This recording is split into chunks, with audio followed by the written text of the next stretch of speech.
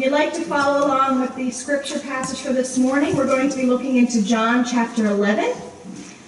John chapter 11, starting to read at verse 17. And we're continuing our series in the I am statements, and today we're looking at Jesus saying, I am the resurrection and the life.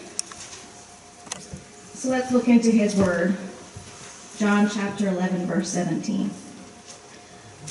On his arrival, Jesus found that Lazarus had already been in the tomb for 4 days. Now Bethany was less than 2 miles from Jerusalem, and many Jews had come to Martha and Mary to comfort them in the loss of their brother. When Martha heard that Jesus was coming, she went out to meet him, but Mary stayed at home. Lord, Martha said to Jesus, if you had been here, my brother would not have died. But I know that even now God will give you whatever you ask. Jesus said to her, your brother will rise again. Martha answered, I know he will rise again in the resurrection at the last day. Jesus said to her, I am the resurrection and the life. The one who believes in me will live even though they die, and whoever lives by believing in me will never die. Do you believe this? Yes, Lord, she replied. I believe that you are the Messiah, the Son of God, who is to come into the world. After she had said this, she went back and called her sister Mary aside.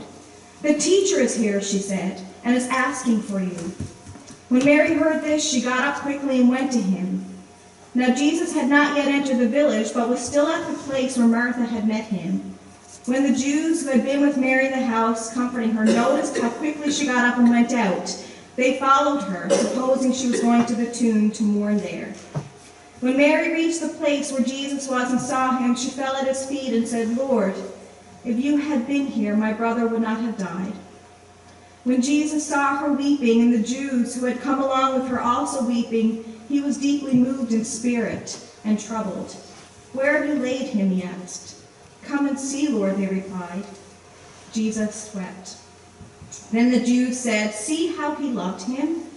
But some of them said, could not he who opened the eyes of the blind man have kept this man from dying? Jesus, once more deeply moved, came to the tomb. It was a cave with a stone laid across the entrance. Take away the stone, he said. But Lord, said Martha, the sister of the dead man, by this time there is a bad odor, for he has been there 4 days. Then Jesus said, did I not tell you that if you believe, you will see the glory of God? So they took away the stone. Then Jesus looked up and said, Father, I thank you that you have heard me. I knew that you always hear me, but I said this for the benefit of the people standing here, that they may believe that you sent me. When he had said this, Jesus called in a loud voice, Lazarus, come out. The dead man came out, his hands and feet wrapped with strips of linen, and a cloth around his face. Jesus said to them, take off the grave clothes and let him go. May God bless his word this morning as we look into the resurrection and the life.